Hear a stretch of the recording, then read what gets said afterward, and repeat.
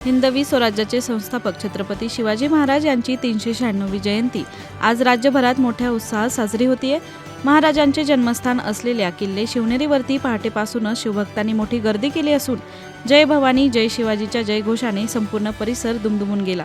किल्ले शिवनेरीवरील मुख्य शासकीय सोहळ्याला मुख्यमंत्री देवेंद्र फडणवीस, उपमुख्यमंत्री एकनाथ शिंदे आणि उपमुख्यमंत्री सुनेत्रा पवार यांनी उपस्थित राहून महाराजांच्या प्रतिमेला पुष्पहार अर्पण केला. या मंगल प्रसंगी शिवजन्मस्थळी पारंपरिक पाळणा गाऊन महाराजांना अभिवादन करण्यात आले. यावेळी पर्यटन मंत्री शंभूराज देसाई, सांस्कृतिक कार्यमंत्री आशिष शेलार यांच्यासह अनेक मान्यवर उपस्थित होते. शिवजयंती निमित्त संपूर्ण गड फुलांनी सजवण्यात आला असून आकर्षक विद्युत रोषणाईने किल्ला उजळून निघालाय. राज्याच्या कानाकोपऱ्यातून आलेल्या हजारो शिवभक्तांनी जन्मस्थळावर नतमस्तक होऊन शिवरायांना मानाची मानवंदना दिली. मंत्रालयातील अन्न व औषध प्रशासन विभागातील भ्रष्टाचाराचा एक धक्कादायक प्रकार स्टिंग ऑपरेशनद्वारे समोर आलाय. मंत्री नरहरी झिरवळ यांच्या कार्यालयातील लिपिक राजेंद्र ढेरिंगे याला 35,000ची लाच घेताना पकडल्यानंतर आता लाचेच्या कोडवर्डचा खळबळजनक खुलासा झालाय. तक्रारदार निर्मल शर्मा यांच्या दाव्यानुसार फाईलवर मारलेल्या रेषांवरून लाचेची रक्कम ठरवली जात असे. फाईलवर 1 लाईन ओढली असल्यास 50,000 आणि 2 लाईन असल्यास 1 लाख रुपये द्यावे लागत होते. मंत्री कार्यालयात नसताना त्यांचे खासगी सचिव रामदास गाडे हेच सुनावण्या घेत त्यांच्या सूचनेनुसारच हा वसुलीचा बाजार चालत असल्याचा आरोप शर्मा यांनी केलाय. शर्मा यांच्याकडून सुरुवातीला 1,10,000ची मागणी करण्यात आली होती.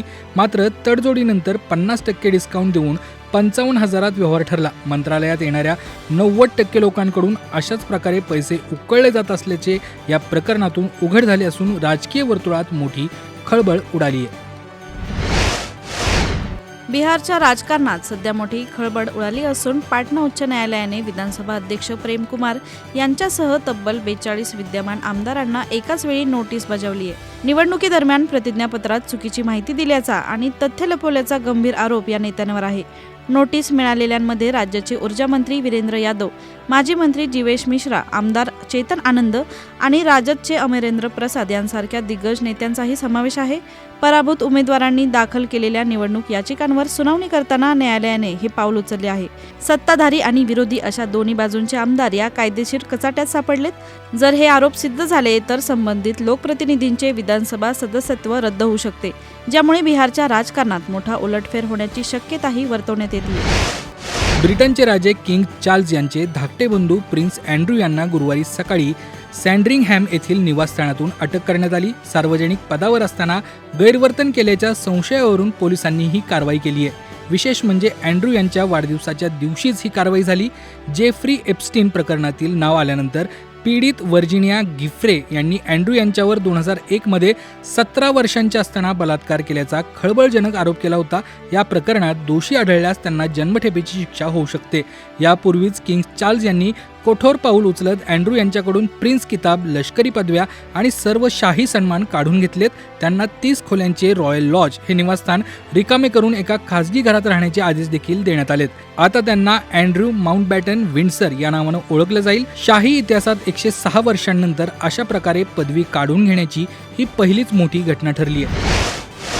रस्ते अपघातात जखमी होणाऱ्या व्यक्तींचा जीव वाचवण्यासाठी केंद्र सरकारनं PM राहत ही नवीन योजना सुरू केली आहे. या योजनेचा सर्वात मोठा फायदा म्हणजे अपघातग्रस्ताला आता पैशांअभावी उपचारांपासून वंचित राहावे लागणार नाही. अपघातानंतरच्या पहिल्या तासात, ज्याला गोल्डन आवर म्हणतात, तातडीने उपचार मिळावेत यासाठी सरकार 1.5 लाख रुपयांपर्यंतचा सर्व खर्च उचलणार आहे. ही सुविधा कॅशलेस असून रुग्णालयात 7 दिवसांपर्यंत मोफत उपचार मिळतील. या योजनेचा लाभ घेण्यासाठी अपघात झाल्यावर त्वरित 112 या हेल्पलाईन नंबरवरती फोन करावा लागेल. त्यानंतर जखमीला जवळच्या रुग्णालयात नेले जाईल. विशेष म्हणजे अपघात शहर, हायवे किंवा ग्रामीण भागात कुठेही झाला तरी या योजनेचा लाभ घेता येईल. ही सर्व प्रक्रिया डिजिटल पद्धतीने चालणार असून उपचारांचा सर्व खर्च सरकार थेट रुग्णालयाला देणार आहे. जर एखाद्या अपघातामध्ये वाहन चालकाचा विमा नसेल किंवा हिट अँड रनची केस असेल तरीही सरकार या योजनेतून मदत करणार आहे. यामुळे रस्ते अपघातात होणारे मृत्यू रोखण्यास मोठी मदत होणार आहे. व्हॉक्सवॅगन इंडियाने प्रीमियम 3 रो SUV सेगमेंटमध्ये पाऊल टाकत आपली फ्लॅगशिप टायरॉन R लाईन भारतीय बाजारात 46,99,000 रुपये एक शोरूम किमतीत लॉन्च केली आहे. 51,000 रुपयांच्या टोकन रकमेवर या कारची बुकिंग सुरू झाली असून ही कार टोयोटा फॉर्च्युनर सारख्या प्रस्थापित गाड्यांना आव्हान देणार आहे. 2.0 लिटर TSI पेट्रोल इंजिन असलेली ही SUV अवघ्या 7 सेकंदात 100 किलोमीटरचा वेग गाठू शकते. यात 15 इंचांची इन्फोटेनमेंट सिस्टीम, पॅनोरॉनिक सनरूफ, 9 एअरबॅग्स आणि लेव्हल 2 ADAS सारखी प्रगत सुरक्षा वैशिष्ट्ये देण्यात आलीत. आरामदायी प्रवासासाठी यात मसाज फंक्शन असलेल्या जागा आणि 700 वॉटची हार्मन कार्डन ऑडिओ सिस्टीम उपलब्ध आहे. सॅमसंग आपली बहुचर्चित गॅलेक्सी S26 सिरीज या महिन्याच्या अखेरीस जागतिक स्तरावर लॉन्च करण्यासाठी सज्ज झाले असून भारतात याची प्री बुकिंग प्रक्रियाही सुरू झाली आहे. या सिरीजमध्ये गॅलेक्सी S26, S26 प्लस आणि S26 अल्ट्रा हे 3 स्मार्टफोन नवीन गॅलेक्सी बड्ससह सादर केले जातील. अल्ट्रा मॉडेलमध्ये 6.9 इंचाचा डिस्प्ले, 200 MP कॅमेरा आणि स्नॅपड्रॅगन 8 एलाइट Gen 5 प्रोसेसर मिळण्याची शक्यता आहे. या सिरीजची सुरुवातीची किंमत 82,999 रुपयांपासून सुरू होऊन अल्ट्रा मॉडेलसाठी 1,34,999 रुपयांपर्यंत जाण्याची शक्यता आहे. विशेष म्हणजे 999 रुपयांमध्ये प्री बुकिंग करणाऱ्या ग्राहकांना मोफत स्टोरेज अपग्रेडचा लाभ मिळणार असल्याचे कंपनीने स्पष्ट केले आहे. भारतीय शेअर बाजारात आज 19 फेब्रुवारी रोजी भीषण पडझड पाहायला मिळाली.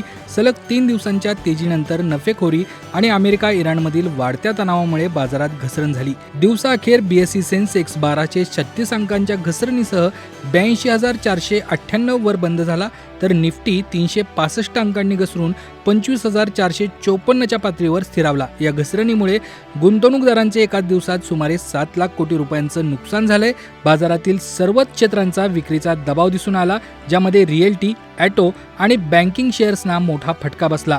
कच्च्या तेलाच्या वाढत्या किमती आणि जागतिक अस्थिरतेमुळे गुंतवणूकदारांनी सुरक्षित पवित्रा घेत नफा वसुली केली. सेन्सेक्समधील सर्व 30 शेअर्स तोट्यात बंद झाले असून इंडिगो आणि महिंद्रा अँड महिंद्राचे शेअर्स सर्वाधिक घसरले. तज्ज्ञांच्या मते निफ्टी जोपर्यंत 25,150च्या वर आहे तोपर्यंत आशा कायम आहे, अन्यथा बाजारात अधिक घसरण होऊ शकते.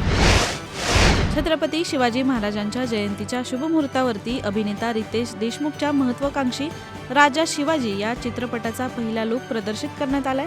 जिओ स्टुडिओज आणि मुंबई फिल्म कंपनीने या भव्य ऐतिहासिक चित्रपटाचे पोस्टर सोशल मीडियावर शेअर करत चाहत्यांची उत्सुकता शिगेला पोहोचवली आहे. या द्विभाषिक चित्रपटाचे दिग्दर्शन स्वतः रितेश देशमुख करत असून यात तो छत्रपती शिवरायांच्या मुख्य भूमिकेत दिसणार आहे. छत्रपती झालेल्या पोस्टरमध्ये महाराजांचा तेजस्वी चेहरा आणि हाती धरलेली तलवार त्यांच्या जिद्दीची साक्ष देत आहेत. अजय अतुल यांचे संगीत आणि संतोष सिवन यांचे छायांकन असलेला हा चित्रपट स्वराज्य स्थापनेची प्रेरणादायी गाथा जागतिक स्तरावर मांडणार आहे.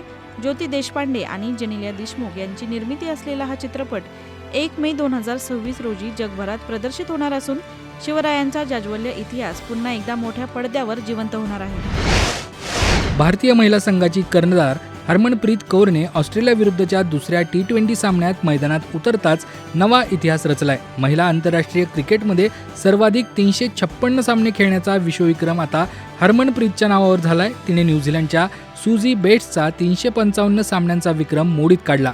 कॅनबेरा येथील या ऐतिहासिक सामन्यासह हरमनप्रीतने आपल्या 18 वर्षांच्या कारकिर्दीत 189 T20, 161 वनडे आणि 6 कसोटी सामने खेळलेत. या विक्रमासह ती जगातील सर्वाधिक अनुभवी महिला खेळाडू ठरली असून भारताला मालिका जिंकून देण्यासाठी सज्ज झाली आहे.